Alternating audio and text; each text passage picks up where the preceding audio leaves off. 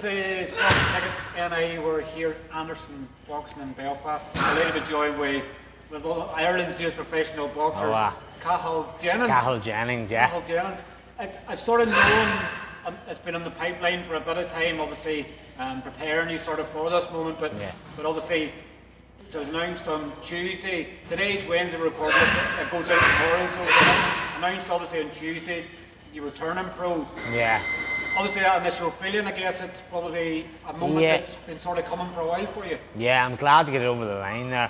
Like, I've been waiting there just for medicals and stuff. Just been waiting to get them done and just get word back, do you know what I mean? So it's just been a waiting game, but I've been training away and I've been flat out there. So yeah, buzzing there. Yesterday when I went out there, a load of people on me, loads of shares and stuff like. So the buzz is good here, the buzz is good around Newry, so. It's Christmas come early for you in some ways. Christmas come early, lad, yeah, but at the same time, you know, boxing's one of them games, you know, Christmas is going to be hard. Christmas is obviously hard in general there for eating and stuff like, so I'm just going to have to tune in the Boxing FM, lad, and just stick the head down and get stuck in here, yeah. I want to put on a good performance here in February, so yeah, buzzing to go. Tell me, obviously, as I do anybody that obviously I bring on for the first time, sort of getting to know them a bit more, so like for you, Cathal, what got you into boxing first of all? Like, is there a family tradition in? No, my dad was a bit of a street boxer, but he didn't do any level of boxing. But I think like most people there, yeah, I was a young fella, I was small for my age, so I get into boxing just to defend myself, you know. I actually started boxing quite late in terms for like an Irish person. Like Irish boys boxing, they're up from boy one, no way up. I didn't start boxing until I was about 14. I'd done kickboxing for years before that, but when I started boxing, you know, I remember going to my first boxing session in Sacred Heart, Newry, and it was like a training camp for the army, and I swear I fell in love with it ever since then. Everything else fell by the wayside then, and just focused on boxing then after that. I guess a good thing for you, obviously starting in boxing, you've done kickboxing previously, and in some regards probably I know boxing is regarded as being the most dangerous sport in the world, but in kickboxing stuff like that, you get kicks and elbows and knees and stuff to the head, so like, I guess when you're getting punched in the face in boxing, you're going, is this all there is? You know, sort of. In a way, you know, I think the kickboxing, as much as it hardened me, I felt when I went to boxing that like I was already ahead of a lot of boys, but at the same time I felt like it gave me a few bad habits, you know what I mean? Because it's a completely different style. It's a lot of like there's points going on continuous in kickboxing. I felt like it gave me bad habits at the start when I first went. So, but I was hardened. I was straight into good sparring down Sacred Heart. There was like Conor, Wallace and Robbie McGreevy and loads of other boys that came up through there in the junior ranks and were very good. So I was going in with good stead of boys. Sacred Heart was really, really top club in Newry back then. Still is a good club. In some ways, probably the bad habits you probably had was kicking. You know, it's probably having someone with ropes around your legs and stuff, kicking people. But I guess obviously you learn very quickly. It's like I can't throw my legs anymore. Yeah, no, I know that. More the wildness more than I thought than anything. But I've still got a wee bit of wildness in me now. But Dan's trying to refine me a wee bit more now, so we're getting there. I think he's probably struggling with that in some regards. I know that there, because he's a madman in his own right. But yeah, no, we've been training away here. I've been with Dan here a good few months now, and I just feel like I'm getting better every day. You know, I need someone like Dan, someone there that's critical, but is like not critical in a way, but critical in keeping your style, keeping your tight, see everything, footwork. I think he's just refined everything, and every day I'm getting better. Like. What initially get you into kickboxing, and like how many fights, and you know what sort of level did you sort of get to as a kickboxer? Yeah, so I fought at a decent level for my age. Like I probably had 20 kickboxing fights, points going on continuous. So points scoring is like it's not really a bit of me at all. Like, you know what I mean? There was championships in Dublin called the Best of the Best. I won them once, and then I got to the final 3 or 4 times. I have a load of trophies still in the house there. I still love pointing up to them every now and again, telling my girlfriend, look at them there. But yeah, as I said, it kind of gave me a head start, but at the same time, it didn't help me. Boxing's a chess match, you know what I mean? Not that kickboxing's not, but I mean, it's 2 different sports altogether. So I felt like it helped me with my toughness more than anything. I always think of kickboxing, and the first thing I always think of is Jean-Claude Van Damme. You know, obviously with his movies and stuff like that, but like, you know, if someone, I guess that's the the natural reaction comes out there. Kickboxing, people go like, what was it, an obsession with obviously, what got you into kickboxing initially? Was it? Yeah. Was it? Oh, see, my dad knew the coach, so it was just kind of, I was getting in fights outside, just as a young fella, you know. I think growing up in Ireland, everyone goes through that kind of stage when you're younger, like, you know what I mean? And just one day Dad was like, look, we'll get you over to this kickboxing, you know what I mean? Learn you how to throw them hands properly.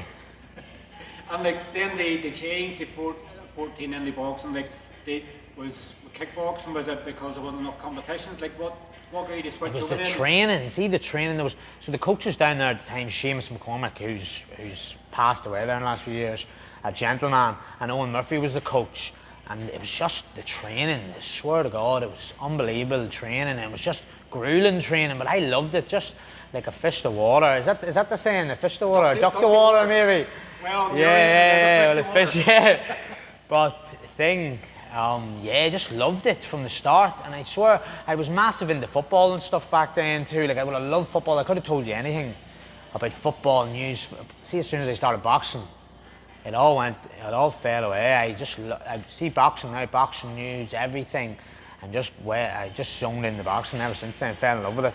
You have to fall in love with it, I guess, sometimes when you do it as a sport, and you want this is going to be your career now moving forward as well. So you have to fall in love with it in some ways. You have to be always a student, you know. It's like even if you're not training, you're probably in watching clips of someone else somewhere else. You need to be a sponge. Perfect the craft. Yeah, you do. You need to be a sponge in this game. Like when you think you've learnt it all, then you're going nowhere. You know what I mean? There's always more to learn. Dan says it every day. You know what I mean? He's always learning. I'm always learning. So it's a learning game. You know what I mean? A chess match boxing is not a tough man's game. Sometimes I got mixed up with that when I was an amateur. You know what I mean? Trying to be the tough man walking in.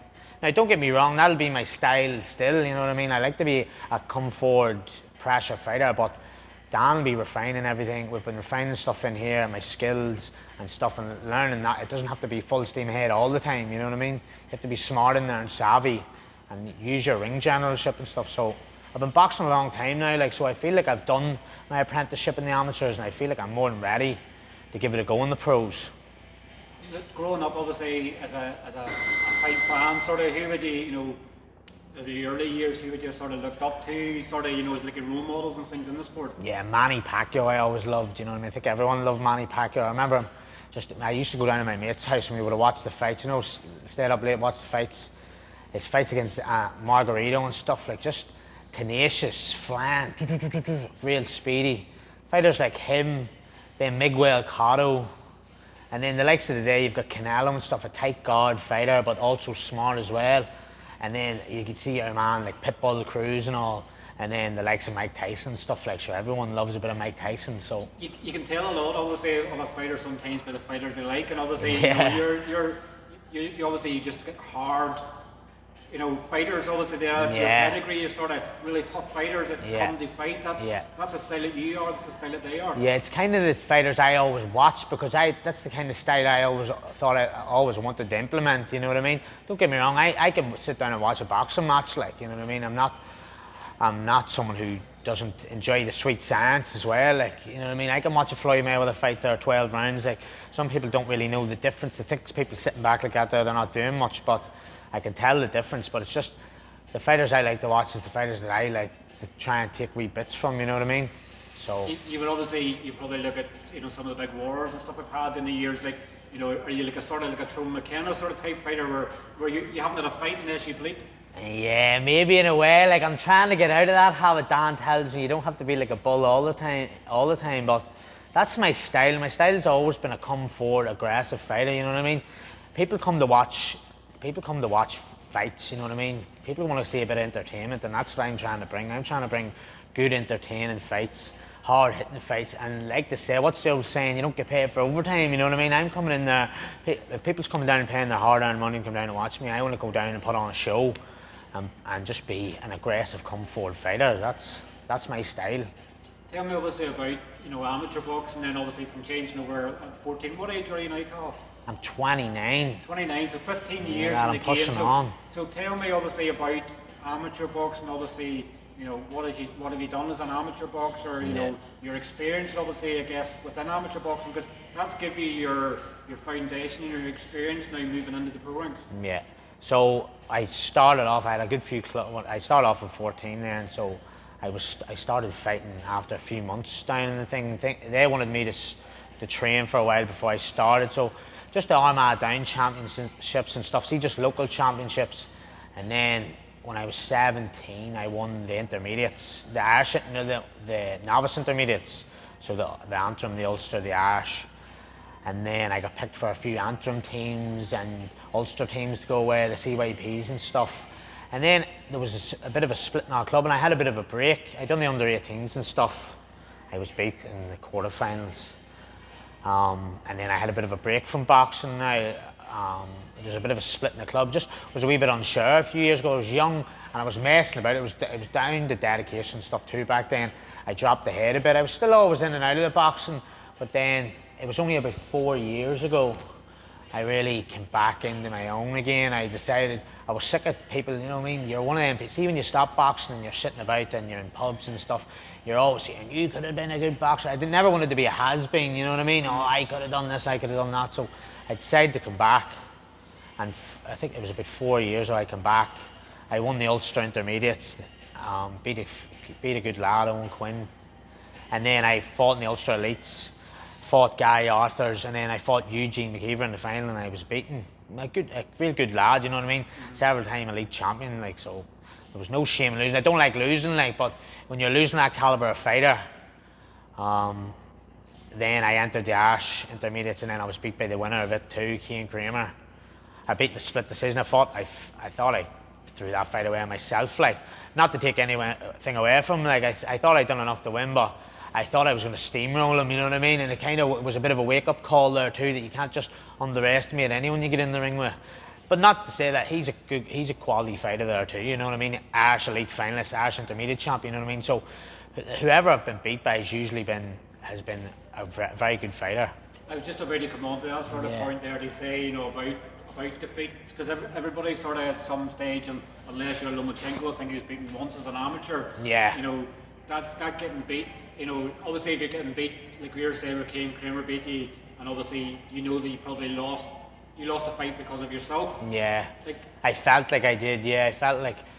I just felt he's a good bit younger than me, like I just felt like I was gonna, do you know what I mean, big man him in there. I felt like, and that's not the way to go about boxing, you know what I mean? I went in there and I was swinging like a madman, to be honest with you. Like, don't get me wrong, it was a good enough fight, but I made it very scrappy for myself. But no, as I said, no shame losing to a fella. There's no one, you win or learn, isn't that what to say? So I took a lot out of them fights, like my preparation and stuff, and what I done wrong, what I done right. And I know now I know that maybe I didn't, what's that saying? Every stone left and turn. There was a few things before that it didn't sit right with me, that I know that I wouldn't make that same mistake again, you know what I mean? You have to learn sometimes, don't you? You have to make a mistake to learn from it. You know, you can't just fluke it all the way. Like, you know, some of the most successful people in life have always got there by having turmoil somewhere. So at least at each loss, you know, it's only a defeat if you don't learn from it. So you're learning at each stage, and it's in this boxing game every day is a learning day. Yeah, that's it too. You know what I mean? You learn. I think sometimes you can have a fight there and you can fight badly and you win. You don't learn too much from it. Sometimes you can keep doing the same thing if you win. Sometimes the loss there, and you're forced to change. Not change completely, but just to have a real look and clue into what you're doing, and really have a microscope on what you're doing, like your training regime, your nutrition and stuff. I felt like there's a few things off. Not in some of them are fights, just in that fight in particular. I felt when I fought Eugene in the elites, I was on the ball. Like, my nutrition and everything was top notch. Shout out Yannick McGee, by the way, legend there. He's the man that can cut a light heavyweight down into a welterweight there. Shout out Yannick. No bother losing nearly 2 stone in weight there. No, definitely not. That's the man with the plan. If you don't know, get to know Yannick McGee's a genius, so he is. And see, without him behind me there cutting weight, any fights I've ever done without Yannick has been. No, we need that. See, my nipples are like coat hangers here. What was I saying? Yeah, without Yannick, I always struggled a wee bit more making weight. every time I've been on with Yannick, you know what I mean, everything's been down to a T, so he's on board on the team this time again, so he'll never be off the team now, you know what I mean. You need to have everything in check there, especially at this pro game, you know what I mean. Everyone's doing everything, strength and conditioning, nutrition, so you need to be on the ball. Talk to me obviously about the decision then in turning pro. Obviously it's been in talks for a while. Like, what was the decision in sort of turning pro? Are you sort of, you know, from the area you're in, you've obviously Conor Wallace, he's on the verge of a world title, Fearghus, Quinn, James Freeman around the area. Yeah. Were you seeing other boxers doing well and going, I'd love to give us pro boxing a crack myself? Yeah, see, me and Conor was actually teammates in Sacred Heart for years. Went to America, Spain, you know what I mean? Big Wallace and gentleman. Yeah, and Fearghus was a teammate of mine in the Holy Family. Fearghus was unfortunate in his last fight, but it just shows you anyone can call Fearghus. Quinn's an animal and he'll definitely be back. But yeah, two good fighters there and two good fellas to look up to, you know what I mean, to see what they're doing. Big fights and big nights, and that's what I want, you know what I mean. I want to get a bit of that spotlight, like, steal a bit off them boys, you know what I mean. But yeah, Newry's there's a big pool in the, like, there's a big pool there. You can go in there in Newry and really get a good crowd behind you know what I mean. Wallace is in Australia, and I just feel like I could, what's the word? You could capitalise, sort of. Capitalise, that's the word, lad. Capitalise on the crowds in Newry, you know what I mean? Because the people in Newry, see when there's someone they like to get behind them, like, and I know I can bring a good crowd down, like a good rowdy crowd down from Newry, and that's what I'm looking forward to, is getting down and having a few good nights, and big nights at that. I've seen obviously with James Freeman and with Fearghus that they, you know, everybody around in Newry always supports everybody, and it's the same even in Tyrone as well. Well, obviously Kieran Bradley and Colin Bradley and stuff like that, like, well supported, obviously in good communities like that. If you're a decent person, you're going to get good support. So, like, you're going to have no problem selling tickets. Yeah, my mother's actually from Coal Island, so you know what I mean. We'll get a few of them tickets sold down in Tyrone there as well. They get them Coal Island ones down. The Coal Island and Newry mixture, that'll be a madness. But yeah, I had a fight there not too long ago, and I sold a good few tickets, like, and that was on a show there. And I feel like for my pro debut, like, it'll be a bigger, better version of that. You know what I mean? There'll be a lot of heads getting on to me there already about getting tickets, like, so I'm buzzing to come out and perform in front of these people, like, and I'm as I said, like, they're there supporting me, and I'm not going to let these people down. Like, I'm training like a madman. I'm in here 4 or 5 times a week, and I'm training like mad down the road. So travelling up from Newry there 45 minutes to an hour a day, like, so you know what I mean. I'm really putting it in here, yeah. How did the sort of link up come with Dan? Obviously Dan Anderson here, and Anderson Boxing's going to be training you. How did that sort of link up come about? See, I kind of always knew Dan through the amateur scene, you know what I mean. He was a coach for Emerald and stuff, I remember. But it was actually Owen O'Neill. Me and Owen went to Cyprus years ago for a boxing trip, so I've known Owen for a long, long time. I seen he was down here training, and I was actually training for a fight. I was out of shape, and I was like, do you know what, I'll come down and I'll do a 1-to-1 with Dan just to see how I get on. Like, do you know, I always had my eye on turning pro, but I never. Sometimes you just need that push, like, you know what I mean? You need someone to say to you, look, come on here.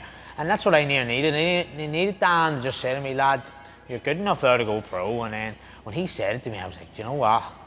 I don't want to be, like, as I said earlier, I don't want to be one of the people who's 40 or 50 sitting in the pub saying, I could have been this, I could have been that. So I was just like, you know what? I'll give her one last roll of the dice here, and we'll give her a good go here and get a go at this pro game. Plus, I always felt like my style always suited the pros, you know what I mean? I've been told that for years. So, and like, as I said, with like amateur boxing in Ireland, you know, you've got top quality operators there, and if you're not on the ball and you're not consistently winning Irish titles and stuff, you're never going to be in that Irish, you know what I mean, the Irish team. You really have to have the luck of the draw sometimes. You have to be able to have the draw from all the big ones and sort of get an easy touch to the final. Exactly, not even an easy touch, but I just feel like you always have to be in there and about. I just felt like even after I won the Ulster Intermediates, I never really got a run at the high performance in Ulster either. Like, so I just kind of felt, not hard done by, but like, you know, a wee bit maybe. Like, I was never ever called up. I got the Ulster Intermediate final, or like I won it, and then I got the final Ulster Leagues, and there was never no word about it. So I was a wee bit disappointed about that, but not really that much. You know what I mean? I always had an eye on going pro, anyways. the pro game suits me. I think I've always sat down. I felt like sometimes when I was fighting in them amateurs, I was getting to the third round, I was only getting to the people, you know what I mean? And it's ding, ding, ding, and it's over. So I feel like the longer rounds and the sitting down in your shots and stuff is going to suit me a lot better. You're going to see a lot better performances too. And how did the link up come with obviously Ian Gaughran's obviously been managing you? Obviously I've known Ian, I guess it seems to be, I don't know if it's just a thing where Dan is a certain thing where Ian Gaughran's got a freehold now in any boxing from the gym. It seems like anybody that's obviously it's coached by Dan is automatically as a deal with Ian, so I'll need to have to look into that further, but how did that sort of link up come? There's a wee bit of hush-hush money going about there somewhere, I think. No, Ian, I always knew Ian. Ian was obviously has like one of the biggest stables in Ireland, if not the biggest, does he? Of pro fighters, you know, and see any fighter I've talked to about Ian, they've always said he's sound, you know what I mean? And for my dealings with Ian, he's been nothing but a gent. So it was just the right thing to do, you know what I mean? Dan had said nothing but good words about him. Fighters that have been with him before who don't box anymore have said that he was good. Conor, Kerr, all these boys have been saying nothing but good about him. So then I was like, it's straightforward enough, you know what I mean? And he was happy enough, and I'm grateful enough that he wanted to take me on and manage me as well. Like, so that's how the link kind of happened. Obviously, when you look at Irish boxing currently, I think we've had 16 shows. I think there's one more left this weekend with 17 shows. Like, do you watch a lot of the local boxing? Like, do you go to the shows and things like that? Like, what do you make of the current scene of Irish boxing? Yeah, Irish boxing's booming at the moment, actually. You know what I mean? Jay Burns putting on loads of shows. There's loads of shows going on. You know what I mean? You see, Dana White came over with shows. Eddie Hearn's been over there with shows. Like, Ireland at the minute, and there's pros coming out of the woodwork. Like, so you know what I mean? There's a lot of fights on the horizon, you know what I mean? I've been watching a lot of your interviews there too, you know what I mean? And the buzz is good around Ireland now. You see a lot of boys there who would have stuck about for Amity about 7-8 years ago. You wouldn't have seen people coming out and turning pro, like a lot of younger fellas and stuff. Now everyone is getting in that kind of buzz, and yeah, the buzz is good around Ireland when it comes to the pro boxing. And I can't wait to be a part of it, you know what I mean? I see a lot of boys there, a lot of them fights. Now I would watch a few of them. I haven't watched the last few, like, but I would see the interviews and stuff. I always keep quite up to date. I'd be on that box rack and stuff, you know what I mean? Yeah. Checking out who people be fighting. Actually, a former teammate of mine, Alan White, he was a journeyman. So I was coming to this point. I've been hearing that you and Alan White have been having pay-per-view sparring. Lad, I mean, you would, you know what I mean? See, people get a wrong idea about about journeymen, you know what I mean? Alan White always comes to fight. He comes to fight me in spars anyway. Me and him have had wars over the years. And people forget, like, people think Alan White was 3-time Irish finalist, you know what I mean? It was never no mug, so anytime me and him ever shared the ring, it's always been pay-per-view, you're right. I was interviewing Kieran Malloy the other week, and obviously I think Kieran said before we started the interview, he was obviously asking about Alan, and he was saying, as if I wasn't aware, obviously in Irish boxing sometimes, in amateur boxing I'm not as aware, but he was saying, like, you know, Alan White was actually a really good amateur. Very good amateur. chose to get down this path as a journeyman. Exactly, yeah. You know, I keep saying to Ian, let him off the leash, go and let him get a couple of wins, but he doesn't want to be selling tickets, he didn't want to be promoting himself and things like that. Yeah. So, and sometimes as a journeyman there's more money to be made, so he's maybe a I know. head. I've had this conversation with him that you don't have to say, like, I understand where he's coming from, you know what I mean? But he's a hardy fella, you know what I mean? He's got balls of steel. He's taking fights in a couple of weeks' notice there, going over to England and stuff. But yeah, Alan was a quality operator back in the day, and like, if he put his head to it, he still would be. But just that's the route he's decided to take. So look, each to their own, you know what I mean? I'll support him anyway. He's a good lad, Alan, always has been. Just hopefully the two don't end up. Well, I guess if he's a sparring. We had an agreement there. We wouldn't have an. He'll not fight you, so he's chickened out then, has he? No, he's the great white lad. The great white doesn't chicken out. No, we just had an agreement before we said to each other we wouldn't even fight each other, you know. Unless there's money, big money put in the line, you know what I mean? 8th of February, obviously your professional debut at the Devenish. You're obviously fighting on the JB Promotions and Kickboxing show. Like, obviously when it was announced, you know, yesterday, Tuesday as it will be, obviously from people watching this back, like, talk to me obviously now this feeling that, you know, you've had desire, like you've obviously been in your training today, like, are you a demon now? Do you know that you're now officially a pro? No, see, when I get the bit between my teeth, I train like a madman, like I've been flat out there. and I've been flat out. I've been trying to cut this weight a good bit before I hit Christmas here, because you know yourself, Christmas I'll have to keep it the calories low. Yeah. Tell them Christmas No, Yannick will be on to me, lad. But no, I'm buzzing here to go. Like, as I said, I have the bit between my teeth. I know I have a date now, you know what I mean? That's the one thing about boxing and amateurs. I always felt like you go off the boil a lot of the time. Like, you could have a big tournament and then you wouldn't have a fight there for a long time, you know what I mean? So I feel like activity, if I get a lot of activeness. Yeah, you know what I'm trying to say. I think you had it right the first time. Yeah. A lot of activity there. If I can get a good bit of activity in the next year, like, you know what I mean? That's when you see the best coming out of people, when you're kept active, you're fighting regular. So yeah, I'm buzzing here. Like, I'm buzzing to get. Well, obviously the show that you're going to be on, the JB Promotion show, I think it's going to be their 8th show in about 16, 17 months. So, yeah, like, there's activity there, I guess. If you wonder, I was speaking to Barry McReynolds earlier, obviously made his debut in their show last week. Yeah. Matthew Tyndall, who's a JB Promotions fighter. I know, yeah. 7 fights. Yeah, I actually watched his. In a year, so like, anything's possible, particularly with the way JB Promotions is firing about. You could have a show once a month if you want. Yeah, I actually watched you done interviews with them too. Yeah, I actually watched both of them interviews.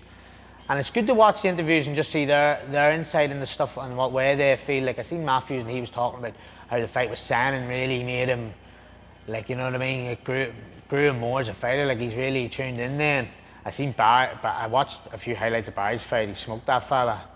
But like this, there's a good few of them fighting on this card thing. I see Barry's on it. Like, Matthew hasn't been confirmed yet, and hopefully by the time this interview goes out, he has been confirmed. Yeah. But Matthew's obviously going over to train with Wayne McCullough. I seen that actually. Yeah, I seen that link up. Yeah. His first fight on the card with Wayne as his coach. Yeah. See, the card's good. Like, you know what I mean. The card's very good. You got all the up and coming talent. You know what I mean. I don't know if I call myself a prospect. I'm 29. Like, but. You know what I mean? Like, there's all one of those. Yeah, say nothing. But yeah, there's a lot of good fighters on here.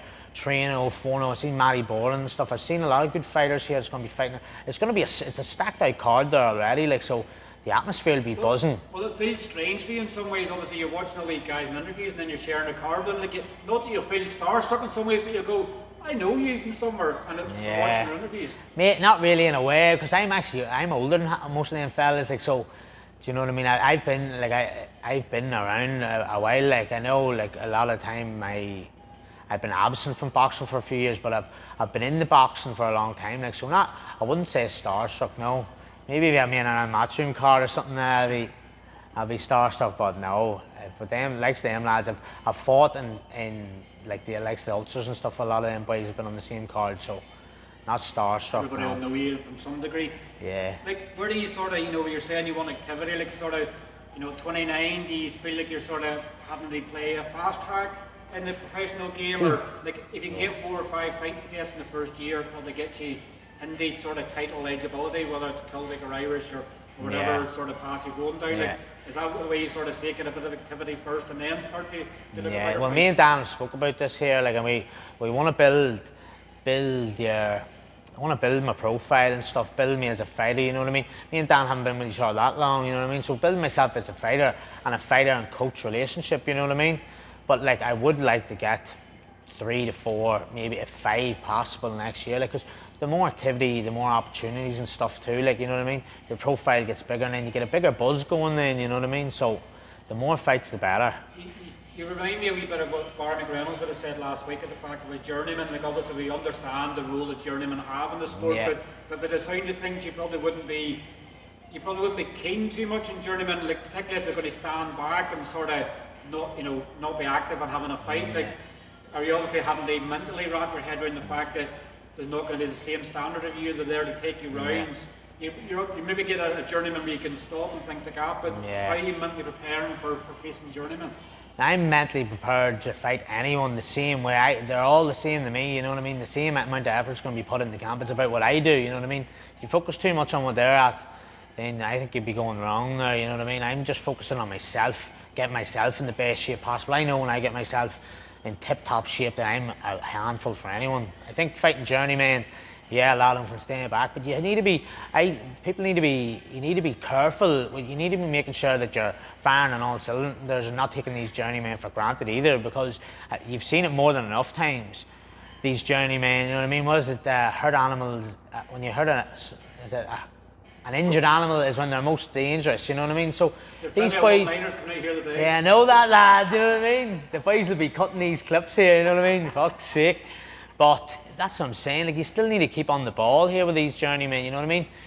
Learn your trade, get your rounds in with them, but also try and do it in good fashion and don't just take these boys for granted, because these boys have had hundreds of fights, you know what I mean? So they're savvy fellas, like, so, yeah. Some of them have the regard sometimes, if you go in too much, they try and stop them. Obviously, they want to fight week to week sometimes, so if you go out to try and stop them, to try and put manners back when you be trying to land a big shot, and then you go, I better be careful here. So you just have to sort of pick and choose sometimes, but you obviously understand that the role they have, that they're here to try and help develop you and the next superstar, so sometimes you have to get a bit respectful to them, not trying to take their head off when they play ball. Yeah, but no, I don't feel like that either though. Like, no, you try and take their head off. You're boxing here, you're fighting, it's a gladiator sport, you know what I mean? You're going in there and it doesn't matter who they are, you know what I mean? You're trying to take them out. You can't be respectful in there, or you can respect each other after, but before and after you can respect them, you know what I mean? But in the ring, it's go time, so it is, you know what I mean? You're going in there and it's a hurt business, like, so you're going in there to break people up, not, you know what I mean? You can shake hands after. Looking forward to obviously some of the pro aspects you're sort of going to have, you know, obviously promoting yourself, what you're doing now as well, selling tickets, getting sponsors. Have you got any sponsors involved yet? Yeah, shout out my sponsors there. If we can give them a shout out here now. My main sponsor on board at the minute is our Kings, Mark Weir and the boys down there. Buzzing about that sponsor, you know, they're sponsoring a lot of top athletes. They've got a big platform there, and you know what I mean, privileged for them to be on board the team. I'd like to give a shout out to John Kennedy, come on there with Station House, best pizzas in Newry, get on to them. You're not eating any of them for a while? No, definitely not, we'll leave that till after. Who else? I put you in the spot. Yeah, so no, you're 100%. I do apologise if you're going to leave anybody out here. I just want to put that, make that clear, because we haven't pre-recording these questions in any way, so like if you miss anybody out, it's my fault, it's not your fault. No, I'll not miss anyone out. Iggy Zove jumped on there, Posh Pig Bistro opening in Mourne Point. It looks like a great spot, you know, we can't wait down. I'll be on the salads down there when it opens, so I think. The McLaughlins with PD forklifts. And who have I missed? I missed someone. Our Kings, Station House, PD. Oh, and I can't forget the main man. Jesus, I near missed him there. He's giving me the fresh feeds every week, Matthew O'Brien. Gentleman, he's always helped me out there before fights and stuff, leaving me with good trims and stuff. I'm in the Mar actually. See you tomorrow, Matty. He's down in Ryan Cullen's place down in Newry. Top feeds. If you want to get the fresh cuts, boys, get down to Ryan Cullen's. Get down to Matty O'Brien. And finally, obviously, for anybody who's sort of looking forward, I guess, to watching your debut, maybe hasn't seen you fight before, what can people expect when you get in the ring on the 8th of February? You should expect a high-pressure fighter. Like, that's what I like to do. I like to be in people's faces, you know what I mean? I like the good volume of punches, you know what I mean? I'm in there to bring the entertainment, you know what I mean? I'm trying to take people out. That's the way I've always fought. I'll be a wee bit more refined now, though, but I'll not take away from that side of it. Like, I'm coming there to hurt people, like, you know what I mean, break people up. That's what it's all about. I just thought of one final question. What's your favourite punch to throw in boxing? My left hook to the body. I'm overhand right. People would probably say it's my overhand right, but my left, I do like a good left hook to the body. You'd be a fan then in some ways, I guess. You maybe left him out. Ricky Hatton, obviously, was a Ricky Hatton, we were watching him the other day. Me and Dan, implementing a few things. We were actually watching his body shot knockouts the other day. Cracking body shots he used to throw up the middle and around the side. Some fighter, only beat by the best too, like Ricky, but yeah, did miss him out, didn't I? We nearly did miss him out. Well, look, Cathal, obviously, we're nearly 35 minutes out of you. Obviously, it's 35 minutes, that's not wise, isn't it? A duck, not a fish. You've taken it very well, but look, obviously, enjoy your Christmas, obviously, enjoy the last of obviously your camp you have here, and we'll look forward to seeing you in fight week at the Devenish. Gentlemen, I appreciate your time, thank you. Cheers, Cathal, take care. Good man.